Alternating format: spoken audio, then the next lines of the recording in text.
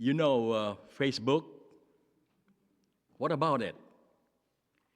Facebook is a social media network that connects people worldwide and through online platform. By sharing posts, text, or images with you, if you agree, they ask you to say or uh, respond, Amen, or uh, or like a or comment something. In church, like Facebook, it connects us to each other. If the pastor starts the service and say God is good, and everybody says all the time, then we are connected. God is good all the time. All the time, God is good. Good morning and welcome. Our sermon today is another parable, the parable of the rich man and Lazarus. And we find that in Luke chapter 16, 19 to 31. This parable was taught by Jesus to prepare his disciples for his return and taught them about the kingdom. That in his kingdom there are two realities, the reality of heaven and the reality of a lake of fire, which is another term for hell. Last week, we covered the parable of the hidden treasure. Anything worthy of praise in the eyes of God is your treasure. Your worship, your time spent with Him, with God, your sacrifice, those are your treasures to be rewarded by God someday to the faithful ones. In this parable of rich man and Lazarus, Jesus compares and contrasts their lives here on earth with their lives in eternity. A rich man on earth was made poor in heaven, while the poor man on earth was made rich in heaven. Oh, what are reversals! And what is the point of Jesus? Why tells us the parable? His point is this: is to give us a warning of what will happen to us when we get there, or what will happen to us in eternity. That what we value here on earth has a tremendous eternal consequences. What we value here on earth, my friends, has eternal consequences, tremendous consequences. Let's talk about that today. In Luke 16, 19 to 31, the rich man and Lazarus. And let us examine both of them, their life and death experiences today. Number one, both men were alive. The poor man is horribly poor. The rich man was wealthy. The poor man has no food. The rich man has a lot of food. The poor man has immense needs. The rich man has no needs. And then the poor man has no needs. The rich man has great needs. Reversed. The poor man desires everything because he has nothing. The rich man desires nothing because he has everything. The poor man is surrounded by dignitaries, and the rich man is isolated among the worst of dogs. The poor man suffers, the rich man satisfied. And then the rich man suffers, and the poor man is satisfied. Reverse again. The poor man humiliated, a rich man honored. And then the poor man is honored, and the rich man is humiliated. And there's a poor man who wants a crumb, and a rich man that feasts. The poor man who feasts, and the rich man who wants anything but crumbs, but nothing. The poor man seeks help, and the rich man gives none. The rich man seeks help, and the poor man gave any. The poor man is nobody. The rich man is somebody. And there is a poor man who is somebody, and the rich man who is nobody. Again, reverse. The poor man has a name, Lazarus. A rich man has no name. A poor man with no dignity, a rich man with no indignity.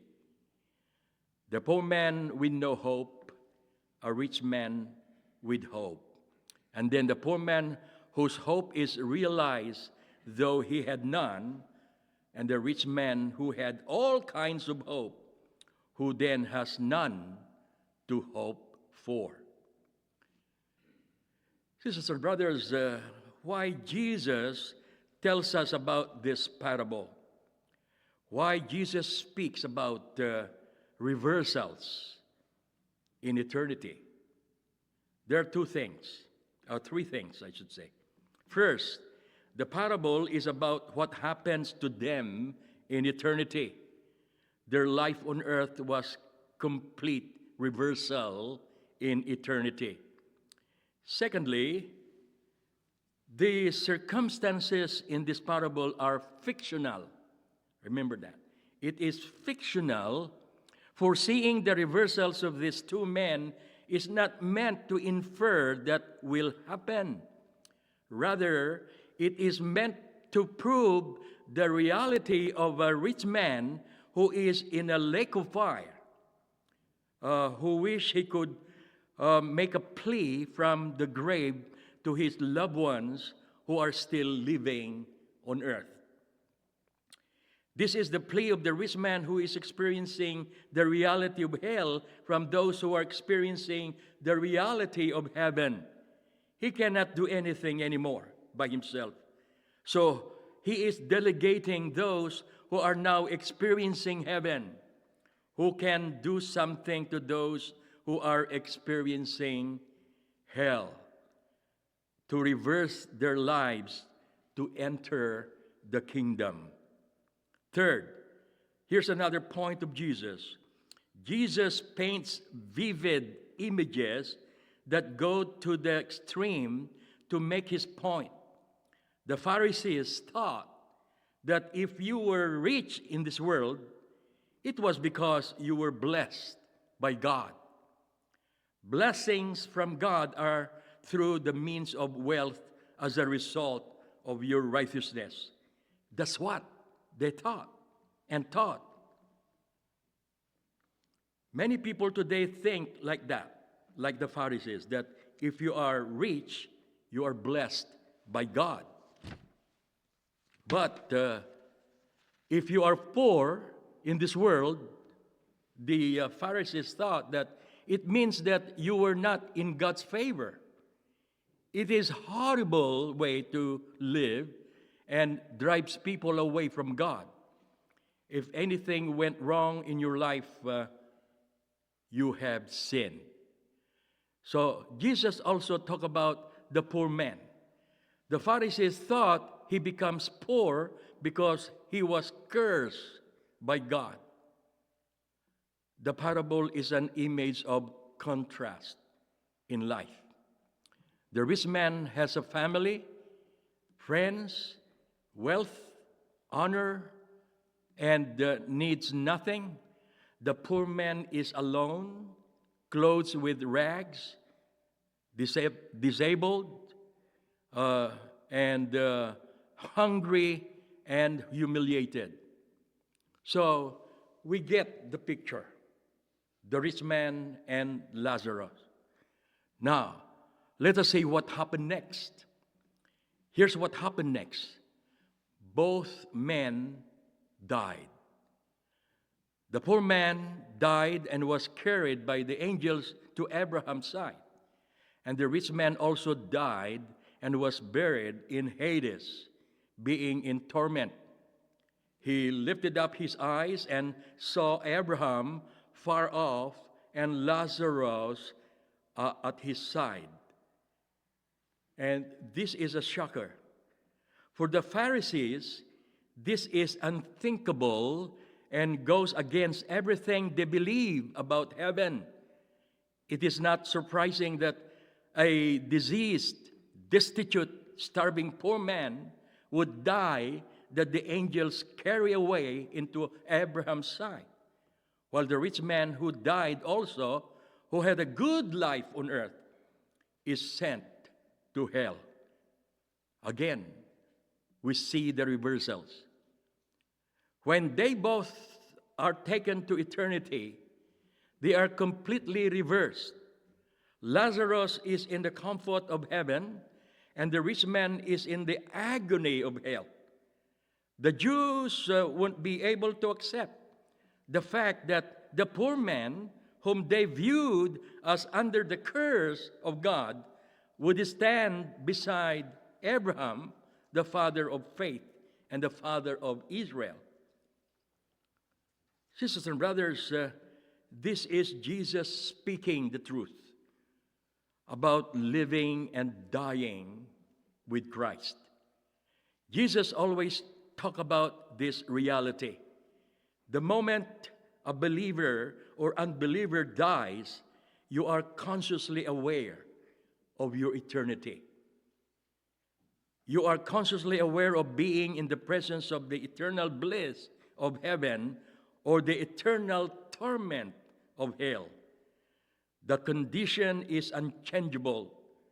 And that's why we heard the saying, when you are dead, you are dead. When you die as unbeliever, you are dead forever. What have you done here on earth cannot be reversed anymore in eternity.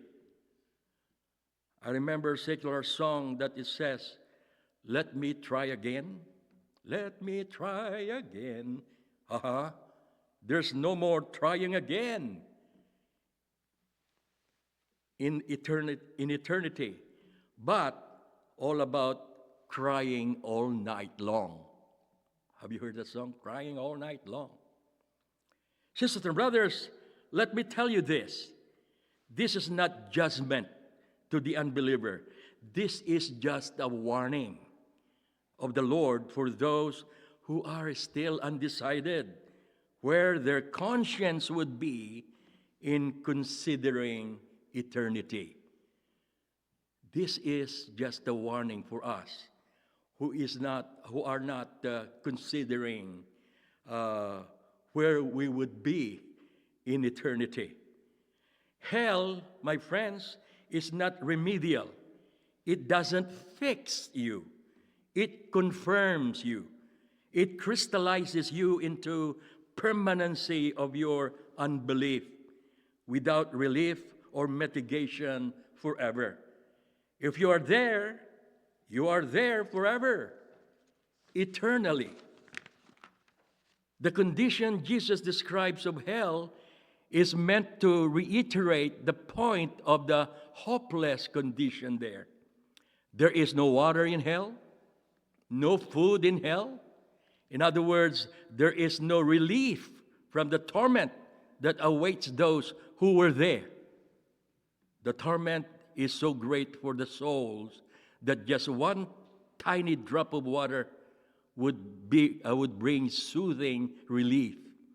The chasm emphasizes the permanency of our eternity in heaven or in hell. Now, why did Jesus tell this parable? The answer is found right here in verse 27. The rich man begs Abraham to send Lazarus to warn his father and brothers. He says, "You have to go warn them about where I am and warn them about this place." There you go, the warning. You have to go warn them. He was telling us about his family, his father, his brothers. You have to go warn them about where I am and warn them about this place. And what did Abraham say to the rich man? Abraham told him that his ignorance is not a defense. His ignorance is not a defense. Abraham said in verse 29, "They have Moses, they have the prophets. Let them hear them." Luke 16:29. The answer to be not going to hell is to hear the good news of salvation. And I paraphrase that. Let them hear their preachers, their teachers about the good news of salvation. Let them hear Pastor Romy preaches every Sunday that they could easily understand what the Bible says. Abraham tells the rich man that he has Moses and the prophets. He is pointing the rich man back to the scripture, the book, all sufficient guide for our light and life. So here we are. We are preparing our souls to enter eternity, and that's good. And I am so thankful that we are here today preparing for our eternity, preparing for his return. Amen. And this is Jesus warning us. Going to heaven is built upon your faith through Jesus Christ by the grace of God. And that is evidence in a dramatic shift in the way we live, reach out to others and to our neighbors. The rich man says, "Tell my father and my brothers who are still there." So we have to first tell our family, father, mother, sisters, friends, brothers, to believe that there is such a thing as a lake of fire, another term of hell. And there is also such a thing called heaven. Sisters and brothers, these are two realities when we go to heaven or when we die. There is a reality of heaven. We're conscious of that. And there is also the reality of a lake of fire or hell, that we are conscious also of that. So the question is, are we going to heed this warning from the Lord? We're still here. We still have time to decide whether we would like to go to heaven or reverse. You would like to go to hell. That's your decision, and God has given us the time to prepare right now, today. Amen. All good. All right. What we value here on earth has a tremendous eternal consequences. If you value heaven, you will go to heaven. If you value hell, you will go to hell. I heard this people fighting each other by words. One said, "You go to hell," and a person said, "I've been there." "Go to hell. I've been there." Oh, well, I hope he's not going to hell. He has still the time to prepare and to decide where he is going. In the name of the Father, and of the Son, and of the Holy Spirit. And the people of God say, Amen.